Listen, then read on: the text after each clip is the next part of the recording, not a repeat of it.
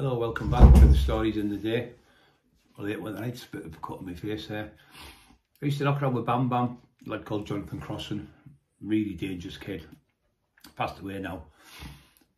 And we used to go out to the steam packet. We'd go down the town first. He was the first one to get a cosworth in the area, the 4x4 ones. There's two-wheeler ones, but he got the 4x4. So we used to go, he took me down. I bought a two-wheeler one off Terry Pierce on Portrait Lane, and I think it was 7 something he wanted. I got it for 6, 7 or something. Lovely man, Terry Pierce does the cars and that. And then we went, I went to Roseworth to see someone. I was in the house, and two lads who were knocking around me, Angus and Paddy, got my car, and people asked me about the cosworth. So anyway, they got my car and they went for a drive, and I thought they were clever in it. Anyway, they were driving to near Portrack, because they lived that way, just Garby, it was called Garby Street. It's knocked down now. But they drove the car and it was that powerful. They tried to come around the bend about 100 miles an hour, couldn't get it around because it was too powerful.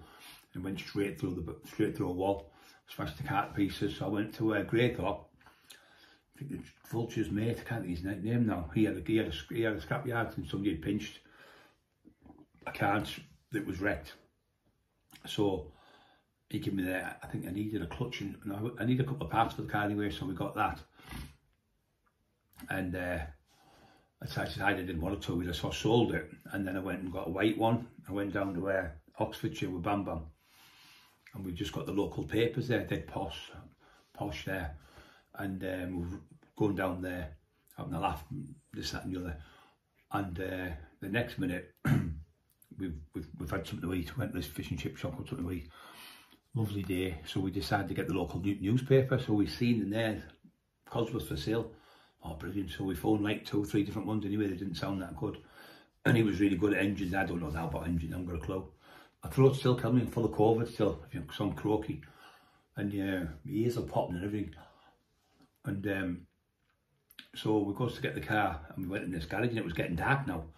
And the bloke was there, it was a white one, it was fucking beautiful. It was a J-Reg 1992 plate. And I think it was £6,700 he wanted for it. So Bam said, Bam said, can we have a look at it and drive it? So we jumped in it because he had his cos with him already. He had a white one. So we drove the car, he drove. I said, you drive, you see for his bike, because he knew more about the cars than me. Brilliant driver, fantastic. And he's driving the car, he said, this is faster than mine, this. And yours isn't, it's not even chipped, this. Unbelievable, he said, fucking brilliant. Get a big fella. So he goes back, sees the bloke. And I'm a little bit shy. I'm not now, I was then, I was a little bit shy asking for prices lower, and I was a bit shy asking for wages and things. And I was terrible, you know, when to working and things. And I was like, Terry asked the wage, oh, you asked him, Terry. Terry Dick will tell you. So anyway, Bam Bam said, how much you want for it? He went 67.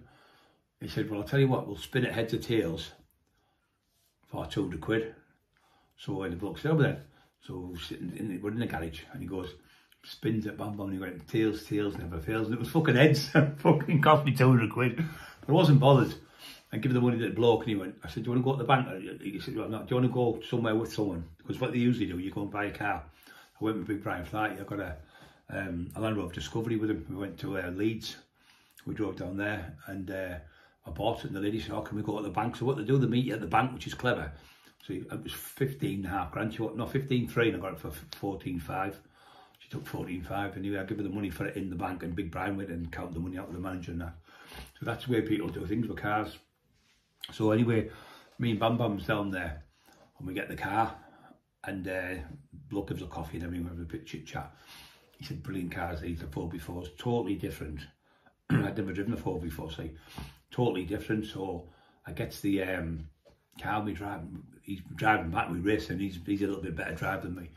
And we're going back, 150 miles an hour I'm doing in the rain, pissing down, flying past cars like lunatics. I think I was, what, 27 or something like that. I think 20, was that 27, 28, something like that. Maybe a little bit more. And we're flying all the way back to Middlesbrough, and he got there about 5 minutes before me because he was a little bit better driver. And then Paddy Watson, he was another one who got the cosworth.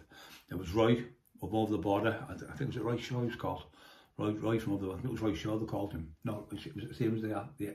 I'm sure it was Roy Shaw, you know, from over the border. He had one.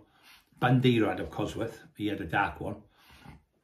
And I got mine tuned up. So we all used to go rally driving up Gisborough, because the Bearbanks had a rally. They think they might still have it now. Bearbanks had it, and there were two brothers, and they used to fix cars and chip them. So I got mine done with another lad from Redcar called Adrian Horst. He was a rally driver, only an amateur one, but he was really fucking shit hot. But to be a professional rally driver, you've got to be about 8 stone. And that's what all these were, 8, 9 stone. So anyway, they were teaching me how to do left foot brake and oversteer and handbrake turn and all this stuff. It was good fun. And then Adrian also was teaching me on the tarmac stuff. And I used to go and see another bloke who used to know I had cosworth, was a lad called John Nelson. He built Porsches, and he had 2 lads who were drivers. He said, oh, because it was like a full group N rally car on the road.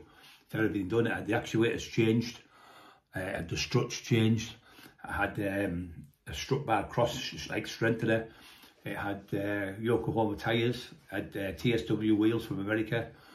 It had the green, I think you have green ones, the fuel injection. We changed it to another colour, I think it was grey from right, or it was red, grey or green or whatever.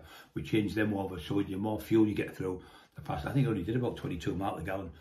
And we changed it with a variable boost on it. We had everything done on it. It was a fucking flying machine. So yeah, that's the Cosworth. And then I got another one. I had the magenta red one I taxed off someone.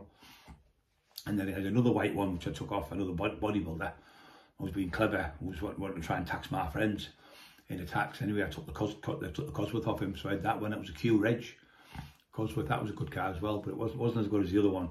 And one of them, the one I was telling you about, the white one we got from Oxfordshire, got stolen. They only had it a week. And some kids broke in the window. I blamed Jimmy Cranston. I thought it was him. And he got the blame. We went to Newcastle looking for him. And I went up there, and I seen Big Billy Robinson up there. And we were up there, like 2 teamfuls of naughty, a couple of big lads from Hartlepool, well known. And there was a lad called Les from up there, who was a really good lad. And he was a little lad, but he knew everyone. So we went on these houses, but it wasn't them. And I never ever got to the bottom of the car, but I bought the actuators and all the stuff to put on, all the gear. And I had $2 on me mantelpiece, and they broke in my house. And I heard the noise, like the creaking on the window. And I thought it was the woman next door coming in. It was about 11 o'clock, and I was like knackered in bed. I went, it's noisy cow there. But 2 kids broke in, pinched it. I looked out, I seen them. Anyway, they got away in the car, and then I was looking for the car all over, but I never got it back, so I lost the car. But yeah, Bum, he was a good lad. Don't forget to push the like buttons. It does the trolls heads in. We got 240 likes in one day, so it's marvellous. More to come.